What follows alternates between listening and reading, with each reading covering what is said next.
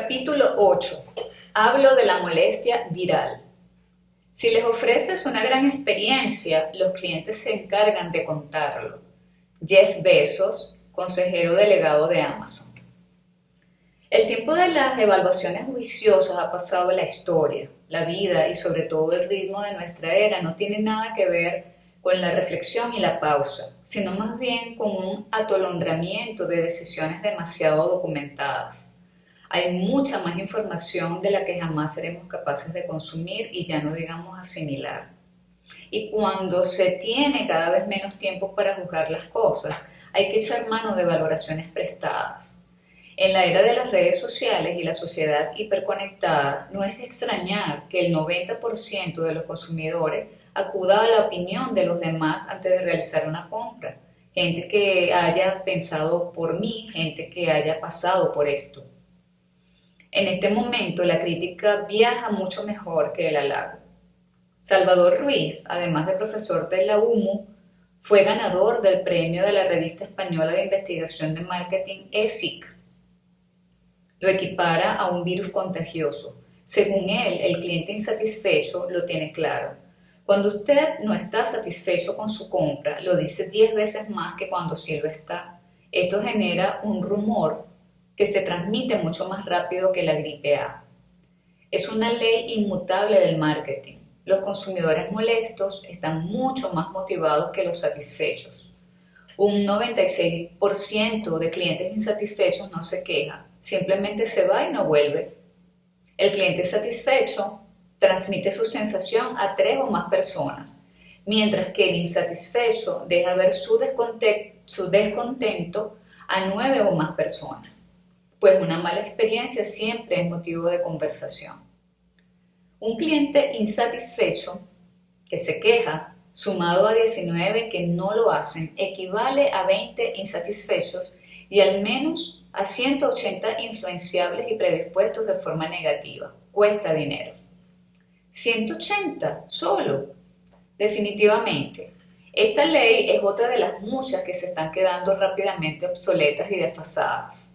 Hoy en día, tu poder de influencia se mide en amigos, Facebook, en seguidores, Twitter, en conexiones, LinkedIn, etc. Y cualquier anónimo puede alzarse con un poder desproporcionado a su nivel de notoriedad pública simplemente gracias a su ingenio, su relevancia o su aportación de valor en la red.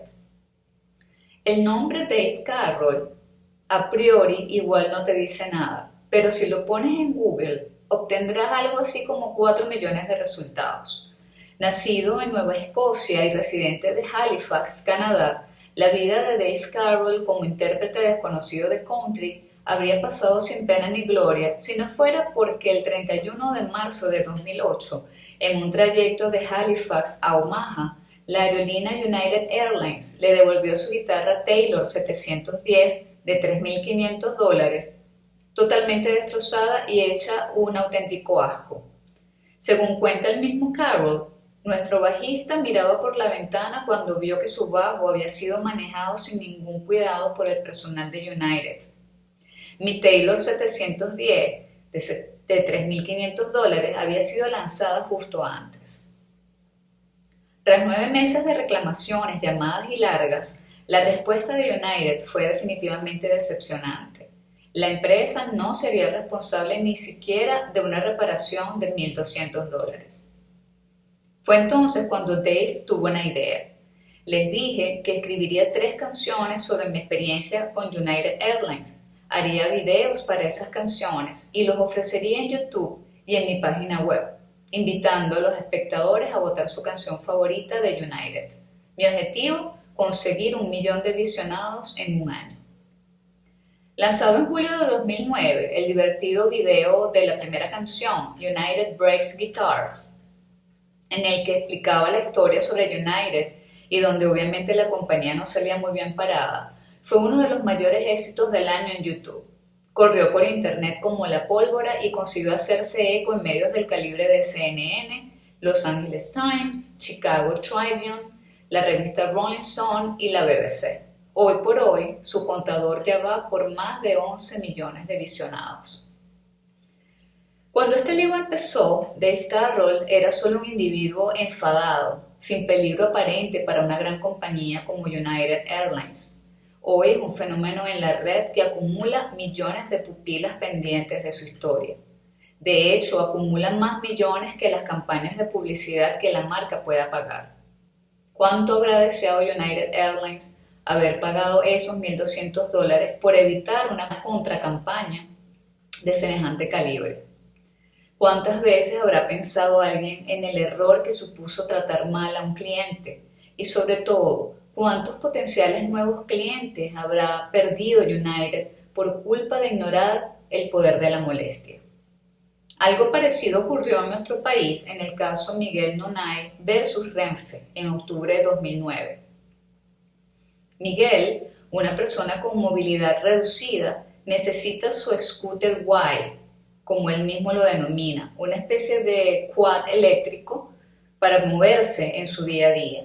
Fue un momento amargo para Miguel cuando recibió un no por toda respuesta al solicitar a Renfe que le permitiera trasladar su silla 48 horas antes de iniciar su viaje, a pesar de estar dentro de las medidas que la propia empresa publicaba como admisibles para que el transporte de objetos fuese posible. Miguel no se quedó parado y escribió ese mismo día en su blog: asalto de mata, desde la razón y el enfado comprensibles, una entrada detallando la situación en la que Renfe le había colocado. A las 19 horas de ese mismo día recibió la llamada de una persona de la agencia Atendo, el servicio de asistencia a viajeros con movilidad reducida de Renfe, que le comunicaba que no tendría ningún problema en transportar su scooter en el AVE. Sin ser consciente de ello, con su historia, Miguel había dado pie a una fuerte reacción viral. Muchos de sus seguidores se habían hecho eco de lo que había acontecido, recogiéndolo en sus blogs, amplificando la primera piedra tirada al estanque por Miguel y cuya onda había llegado a Atendo. Insisto en la idea expuesta arriba. Si tal y como recuerdan los autores de El Manifiesto Clue Train, los mercados son conversaciones. Jamás existirá mejor conversación ni más viral que una mala experiencia o, como lo llamamos aquí, una molestia. Capítulo 9. Hablo de la molestia escandalosa. Toda la gente del pueblo alabó enfáticamente el traje, temerosa de que sus vecinos se dieran cuenta de que no podían verlo, hasta que un niño dijo: «Pero si va desnudo». La gente empezó a cuchichear la frase hasta que toda la multitud gritó que el emperador iba desnudo. El emperador lo escuchó y supo que tenían razón, pero levantó la cabeza y terminó el desfile. El escritor tiene como primer deber provocar el escándalo y como derecho imprescindible escapar a sus consecuencias. Escandalizarse es gritarle al mundo que no tenemos sentido del humor cuando nadie nos lo ha preguntado. Y parece mentira, pero ahí afuera hay millones de personas deseando gritarle al mundo lo poco que son capaces de reírse. Hagámosles un favor, sintámonos generosos, ¿por qué no? Démosles lo que quieren, satisfagamos sus necesidades y hagámoslo de forma interesada, claro que sí. De esta forma todos saldremos ganando. Para utilizar a alguien como altavoz para que empiece a trabajar para nosotros y encima que lo haga gratis, no hay camino más rápido y eficaz que lograr que se escandalice. Escandalizar es el tipo de molestia más rentable que hay. Si logras emitir tu mensaje de forma que alguien se rasgue las vestiduras, por arte de magia ese alguien empezará a trabajar para ti, difundiendo tu mensaje a los cuatro vientos. Y recordémoslo gratis. Un maestro en esta materia es un mítico fotógrafo y publicista al que jamás me cansaré de citar, Oliviero Toscani. Hace muchos años, allá por los años 80, Toscani y el empresario Luciano Benetton se pusieron de acuerdo para lanzar una serie de campañas publicitarias para resituar la marca Benetton en el mundo de la moda. Había que hacer que la gente superase el United Color of Benetton, campaña muy correcta, sí, pero que no vendía ninguna actitud más allá de la universalidad de la marca. En palabras del propio Toscani, las campañas de Benetton mezclan géneros diversos, antirracismo, fotos de actualidad, desmentido de tópicos, etc., y perturban el espacio publicitario con imágenes nunca utilizadas en este medio y remarcadas al igual que crónicas editoriales o críticas sociales, provocando reacciones políticas y morales del público. Funcionan como un inmenso periódico mural, un dacibao que cuestiona nuestros tabús y nuestros miedos, que desencadena preguntas y debates inmediatos por la sola confrontación ante una imagen. Estos anuncios no se parecen a ningún otro, es por eso por lo que se consideran escandalosos, rompen nuestros hábitos, vuelven a poner en tela de juicio toda la publicidad. Toscani entendió enseguida que para hacer que una campaña triunfase debían molestar a alguien rompiéndole su rutina. Y si ese alguien era el Vaticano, mejor que mejor. No existe en el mundo mejor central de medios que el Vaticano. Si logras molestarles tanto como para que te censuren, el éxito de tu producto está asegurado. Y esto durante 30 años, Toscani lo supo y lo dominó mejor que nadie. Ahí están sus campañas para demostrarlo. ¿Y qué hay que hacer para escandalizar? ¿Cuáles son las posibilidades? Resumimos aquí los 4 caminos más eficaces para lograr que alguien se escandalice. 1. El camino del sexo. Lo practicamos menos de lo que contamos. Lo contamos menos de lo que nos gustaría practicar. Y sin embargo, ahí está, como reclamo histórico para vender cualquier cosa. No hay más que ponerse a ver anuncios de fragancias para darse cuenta de que si no tienes un orgasmo cada vez que te perfumas, igual tienes un problema grave de frigidez. Y es que a la hora de escandalizar al prójimo, apelar a lo que tenemos entre las piernas puede que parezca muy primario, sí, pero funciona. Asombrosamente, por viejo que parezca el argumento, jamás se desgasta. La marca Axe es un referente mundial en este tipo de estrategias. En 2002, un anuncio de la marca de desodorante escandalizó al Colegio de Médicos de Madrid por considerar a las doctoras husmeadoras en celo. En 2004, los colectivos feministas lograron la retirada de otro anuncio en el que una modelo simulaba una felación. En 2007, el Consejo General de Enfermería luchó por que se retirase un anuncio de la marca. Y en 2011, una campaña de su filial inglesa con la modelo y estrella de la televisión Lucy Pinder recibió numerosas denuncias por considerarla inmoral. En todos los casos, grandes éxitos de campañas virales que incluso acabaron como contenido editorial de informativos, impagable e inasumible ni por el mayor presupuesto de marketing de cualquier marca de gran consumo. En Estados Unidos, la marca Calvin Klein es la que ha protagonizado la mayoría de los episodios polémicos gracias a sus campañas publicitarias, protagonismo que le han arrebatado recientemente marcas más jóvenes y radicales. Calvin Klein explotó brillantemente la controversia para obtener cobertura mediática. Con cada campaña que lindaba entre lo sensual y lo pornográfico, lograba que los grupos conservadores de la sociedad se quejaran ante las autoridades para que levantaran las campañas, dando como resultado un movimiento mediático que generaba debates en los medios de comunicación alrededor de la marca. A favor o en contra, la gente conocía a Calvin Klein.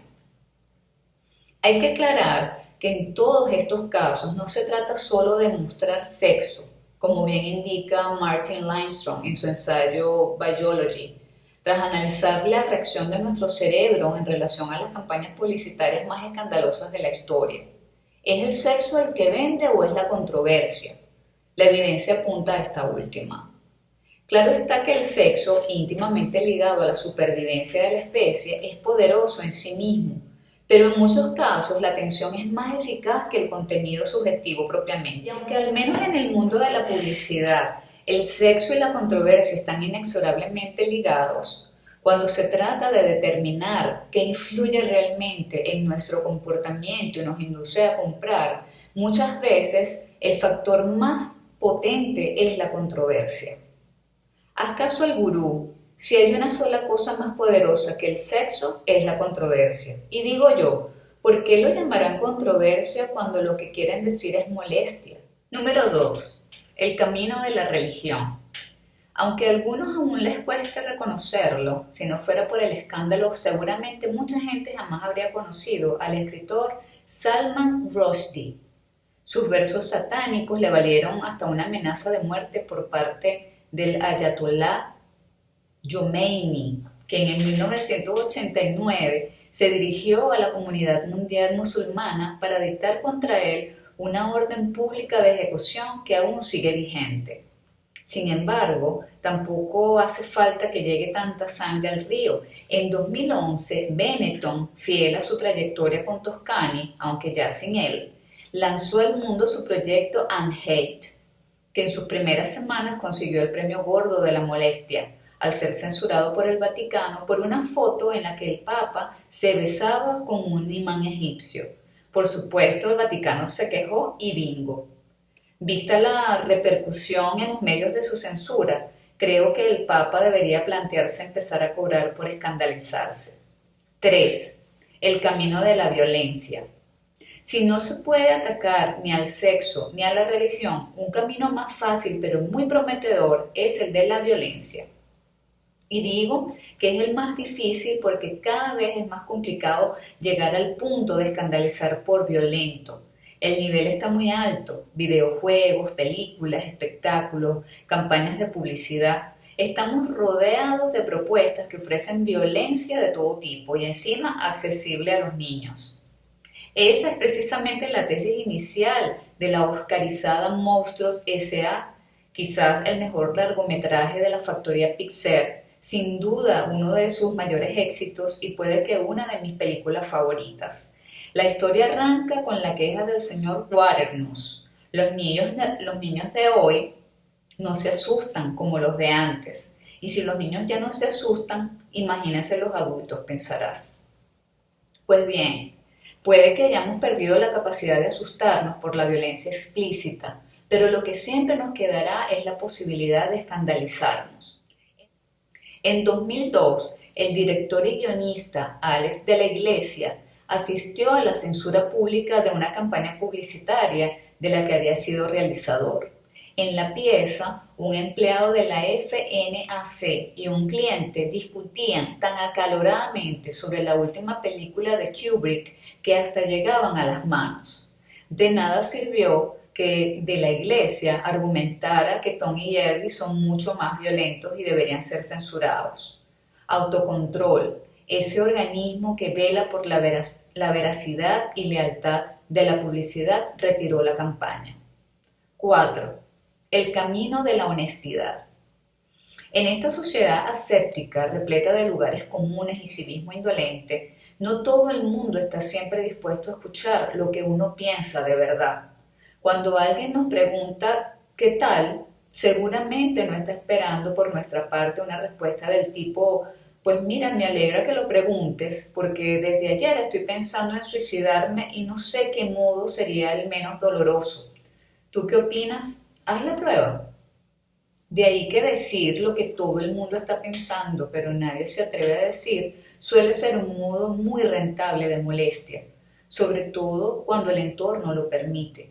Los mensajes que escandalizan por su honestidad suelen ser mensajes sacados de contexto, afirmaciones que en otro lugar o en otro momento no habrían destacado. En el contexto adecuado revolucionan el patio hasta límites insospechados. El doctor Grant Blanton, psiquiatra, candidato independiente para el Congreso de Estados Unidos y autor de varios bestsellers, lleva años apostando por una honestidad radical.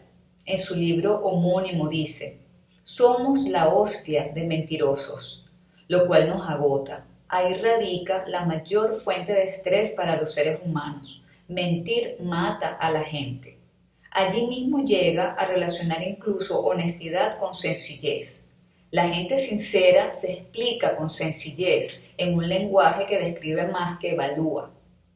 Los mentirosos evalúan en exceso y apenas describen lo mínimo necesario para imprimir verosimilitud al relato. Aplaudimos cuando alguien es sencillo en un entorno complejo. Nos fascina que alguien se salte al protocolo para decir lo que todo el mundo estaba pensando y nadie se atrevía a decir. Fue exactamente eso lo que ocurrió un 10 de noviembre de 2007 en la cumbre iberoamericana celebrada en Santiago de Chile, rodeado de jefes de Estado, José Luis Rodríguez Zapatero, por aquel entonces el todavía respetado presidente del gobierno de España, estaba tratando de argumentar con más o menos éxito una defensa poco creíble de su antecesor, José María Aznar, que estaba siendo tildado de fascista por el presidente de Venezuela, Hugo Chávez. En medio de la acalorada discusión, las cámaras mostraban a un don Juan Carlos, rey de España y jefe del Estado, cariacontecido y mordiéndose la lengua. Hay un momento en el video en el que el rey se inclina hacia adelante y señalando al mandatario venezolano le suelta tú, hasta que no puede más y salta, creando ese maravilloso grito de guerra del ¿por qué no te callas?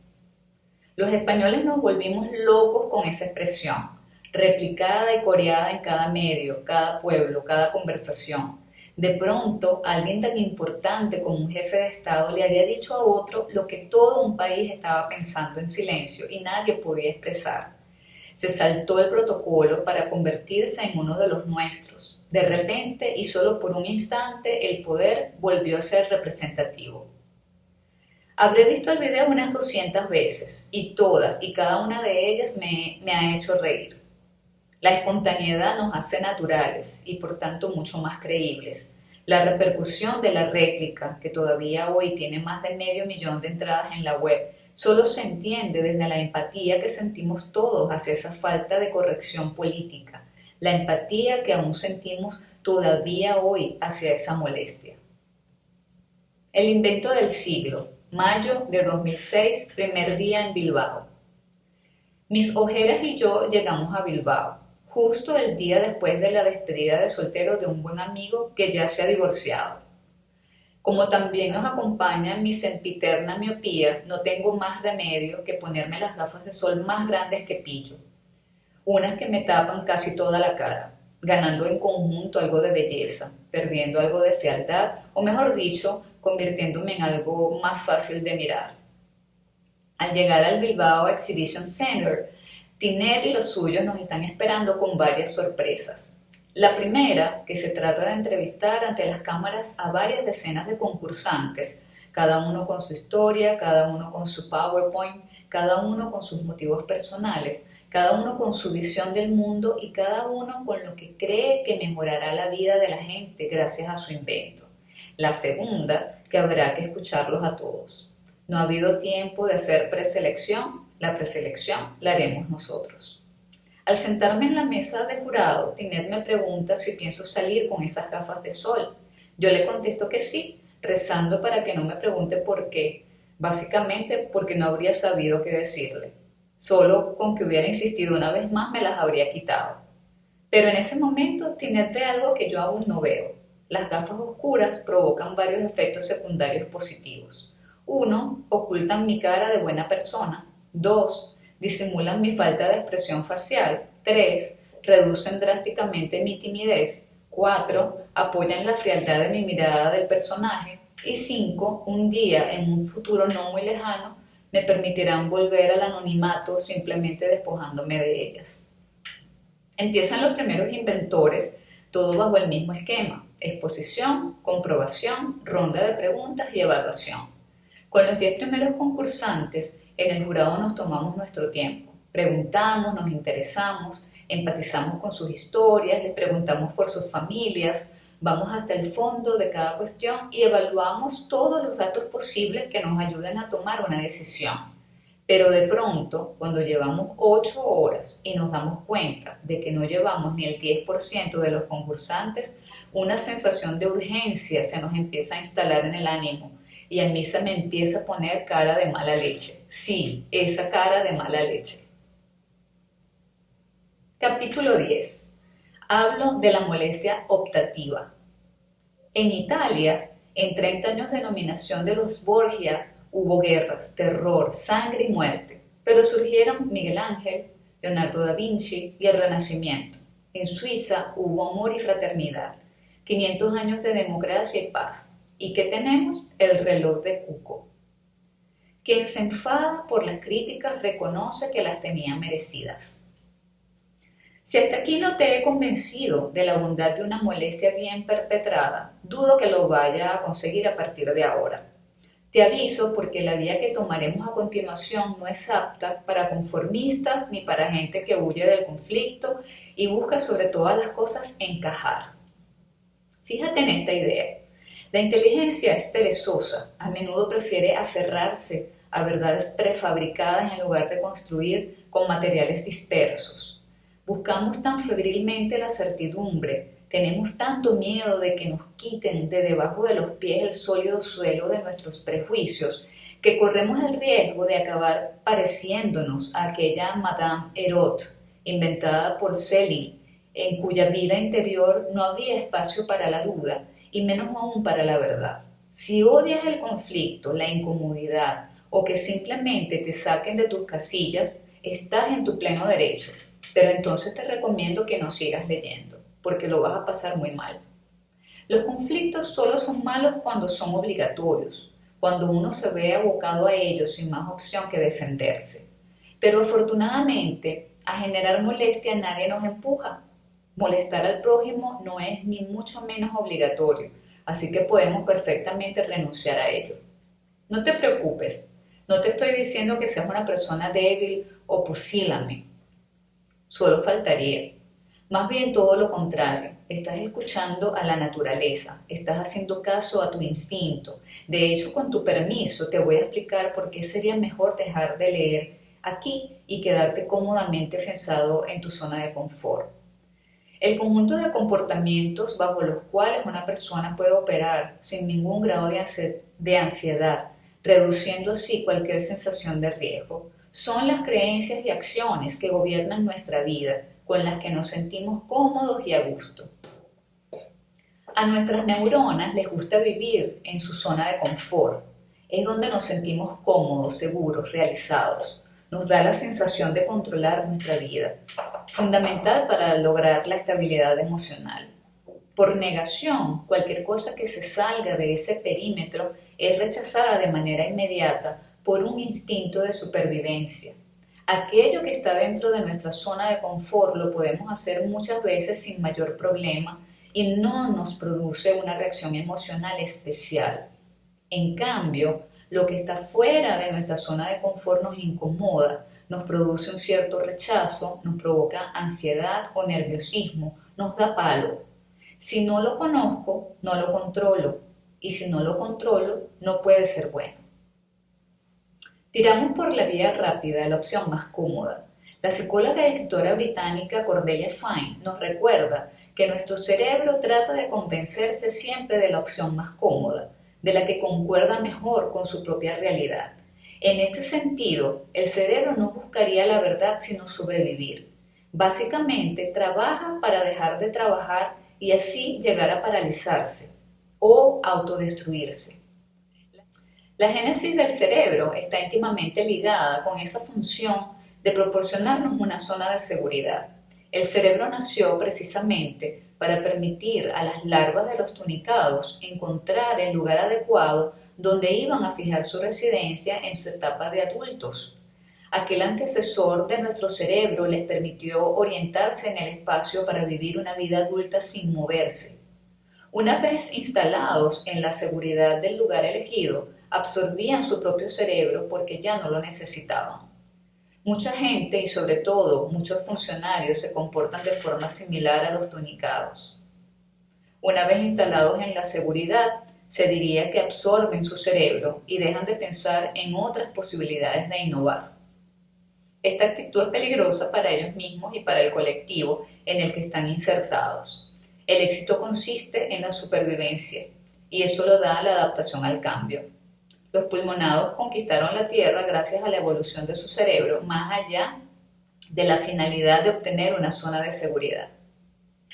No es que estemos tratando de incomodar a nuestro cerebro porque sí. Se trata de crear nuevas molestias que nos ayuden a tomar mejores decisiones y, en definitiva, que nos lleven a renovar nuestros hábitos.